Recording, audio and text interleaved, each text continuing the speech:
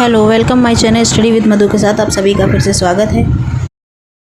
देखो, वायवीय श्वसन और अवायवीय श्वसन में अंतर। वायवीय श्वसन क्या है और अवायवीय श्वसन क्या है? देखिए, यह ऑक्सीजन की उपस्थिति में होता है ना, ऑक्सीजन की उपस्थिति में होगा। अवायवीय श्वसन जो होगा इसमें ऑक्सीजन क्या होगा? अनुपस्थित होगा, मतलब ऑक्सीजन नहीं पाया जाता है। ग्लूकोज, दूसरा पॉइंट बोल रहा है, ग्लूकोज पूर्ण रूप से ऑक्सीकृत हो जाता है। ग्लूकोज क्या होगा? पूर्ण रूप से ऑक्सीकृत हो जाता है। जैसे कि रिएक्शन देखते हैं, जैसे कि भोजन प्लस का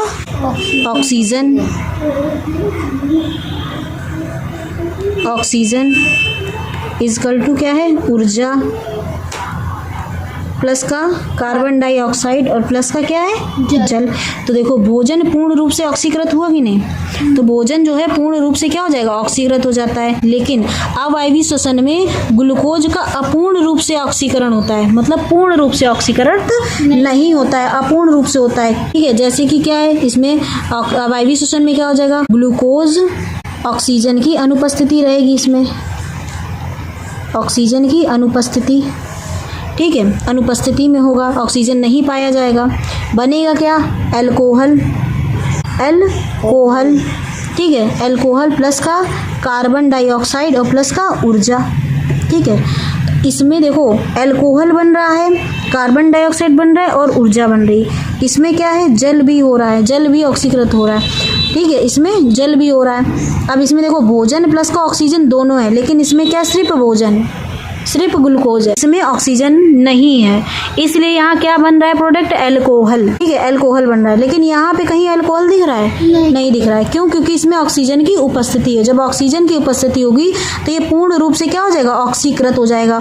और इसमें अगर ऑक्सीजन की अनुपस्थिति होगी तो ये अपूर्ण रूप से ऑक्सीकरण इसका होता है। ठीक है, तो दूसरा पॉइंट क्या है? ग्लूकोज पूर्ण रूप से ऑक्सीकृत हो जाता है और ग्लूकोज अपूर्ण रूप से क्या होता है? ऑक्सीकृत होता है।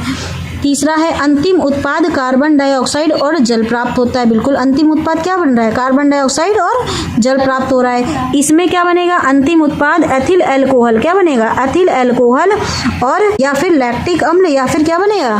Carbon dioxide.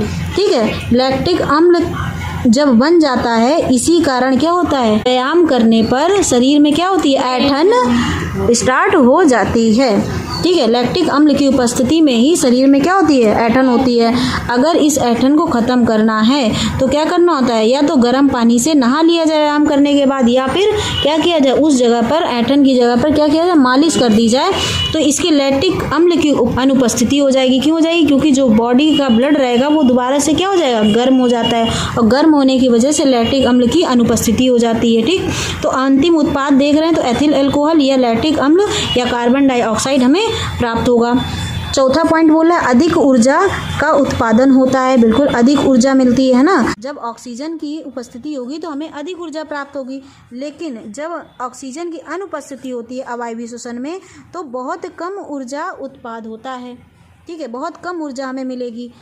थ्रू हमें अवायवीय श्वसन में कम ऊर्जा मिलती है और ऑक्सीजन में अधिक ऊर्जा मिलेगी। अंतर पौधे और जानवरों में होता है। बिल्कुल, ये किसमें होगा? पौधे और जानवरों में होगा।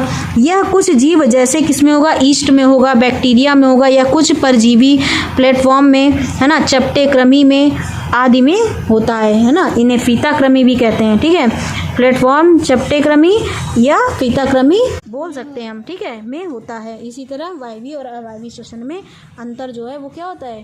कंप्लीट होता है।